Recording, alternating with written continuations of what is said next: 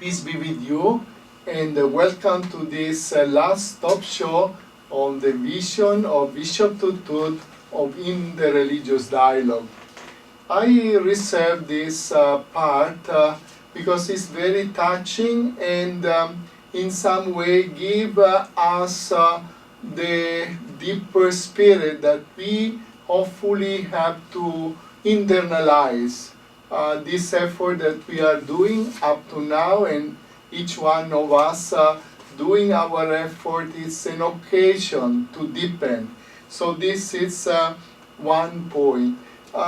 We put this vision in the context. Bishop TUDTUD was the bishop of the prelature of Marawi. Marawi, we know that the percentage of the Christians is very small, and he was assigned there at the time by Pope Paul VI, say, you go, it's a witnessing presence.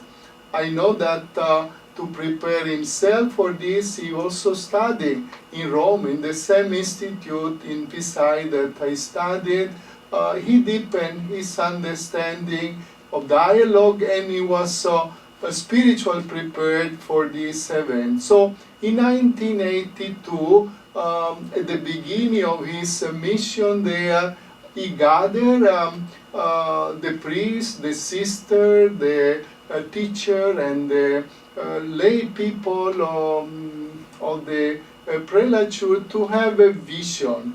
And they, each group present an aspect, and he gathered this and he put in a format with his own spirit that now we read with great respect and deepening because it's something inspiring.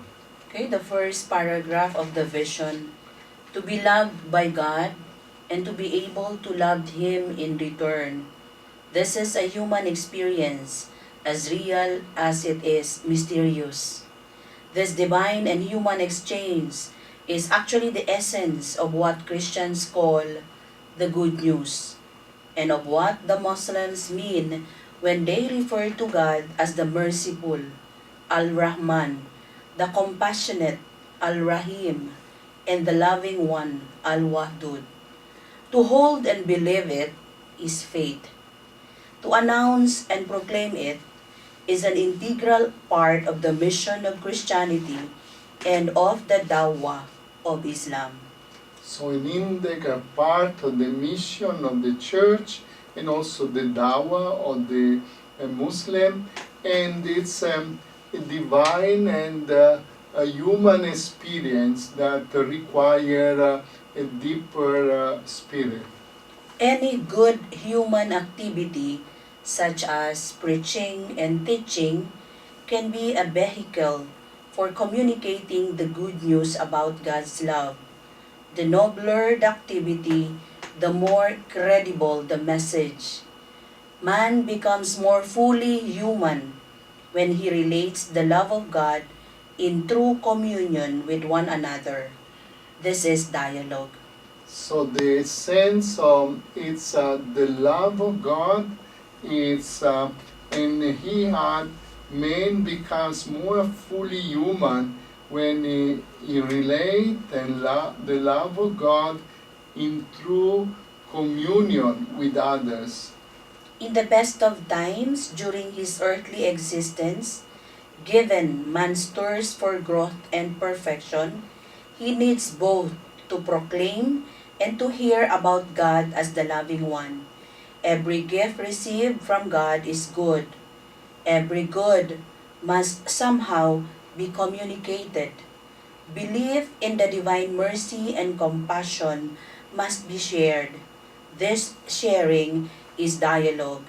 When brothers tell one another how good God has been to them, the bonds that are thereby created are really new gifts, fresh manifestations of the divine largest. So we can emphasize belief in the divine mercy and compassion must be shared. So the sharing, and this is a dialogue, say Bishop TUDTUD. In today's situation of conflict, sharing the experience of God's love through dialogue becomes all the more imperative where deep chasms and high walls exist. The divine goodness can hardly begin to be proclaimed, much less heard and understood. Dialogue is a way of building bridges and breaking down walls. So in situation of conflict like today, we have to dialogue become an imperative.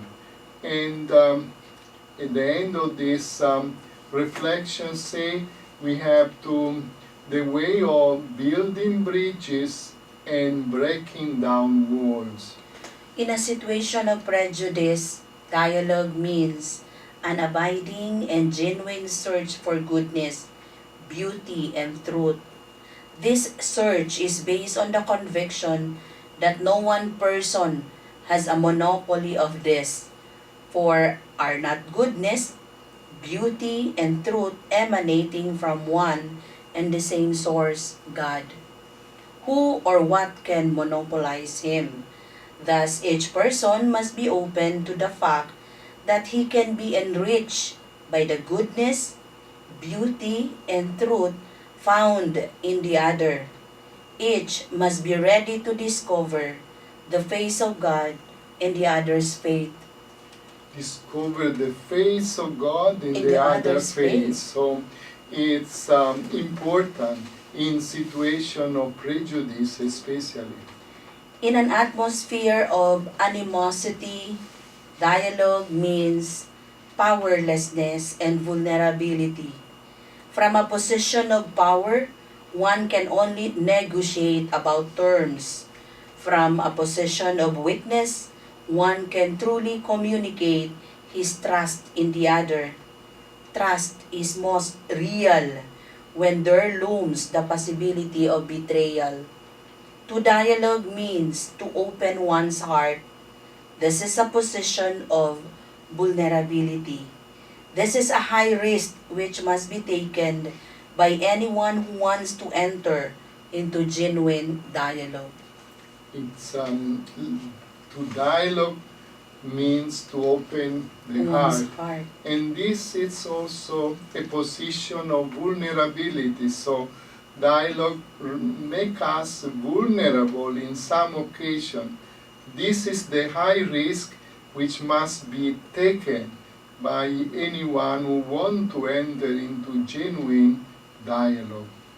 In a situation of elitism in all aspects of human life, social, political, economic, cultural, and even religious, dialogue demands a preferential option for the poor, the voiceless, the powerless. The vast majority of the population is marginalized even in the core element of their existence. They are not allowed to define their meanings, to assert what things can have real value in their lives. To this vast majority must God's love and mercy come as good news and an inspiration in their struggle to liberate themselves. In them must be explicit believer discover the face of God. To them must dialogue be first offered. So in a situation of elitism, dialogue demands a preferential option for the poor and the voiceless and the powerless. This remind us that dialogue is not just a word, but enter in the spirit of dialogue. To be wounded in the act of loving, to understand in a climate of understanding or misunderstanding, to trust in an atmosphere of suspicion. These are no light burdens to bear. Dialogue therefore demands a deep spirituality which enables man to hang on to his faith in God's love, even when everything seems to fall apart. This spirituality is such that what is believed in the heart becomes alive in one's style of life. So in this situation, when we are wounded, especially require deeper spirituality, and we have been talking about this in some other talk show, and this become a style of life, and this require the openness of the heart. The same dialogue demands a deep respect for the faith of others, for the way they understand it, and also for the manner in which they express it. The faith of the others may not be judged from the perspective and categories of one's own faith. Thus, dialogue also demands serious study of the faith and religion of others, as well as one's own.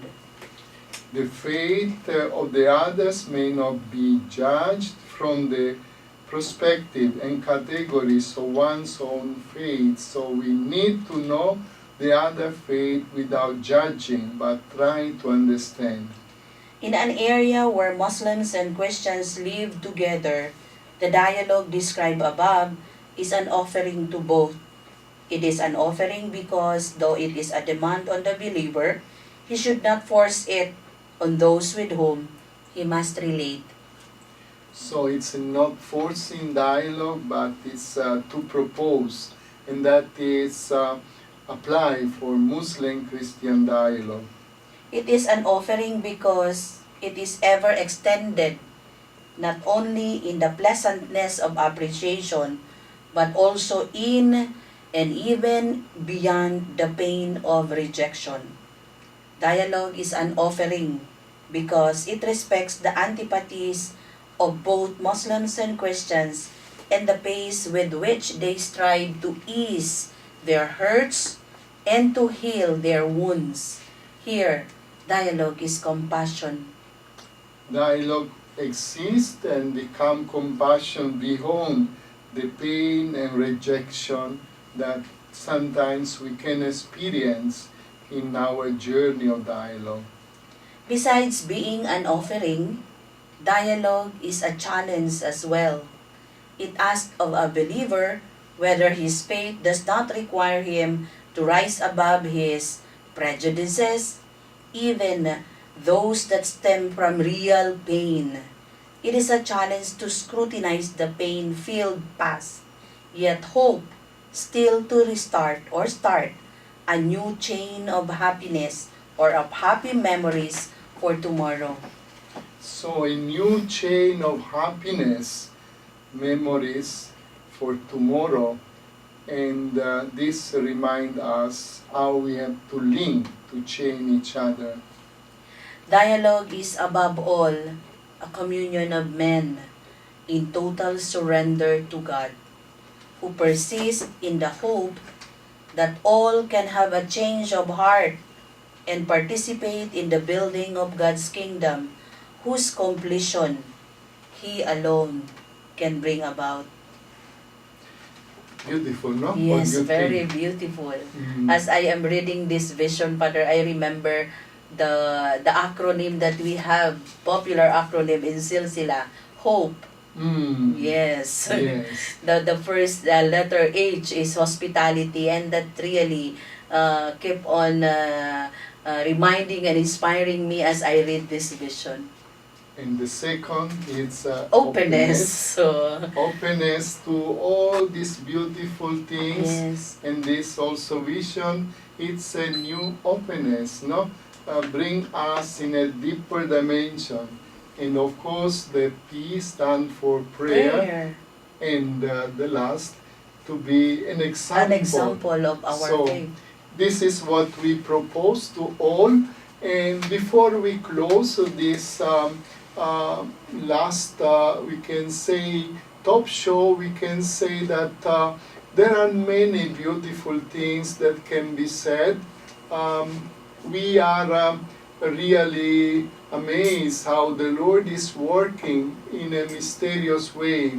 Sometimes there are those who are afraid to dialogue.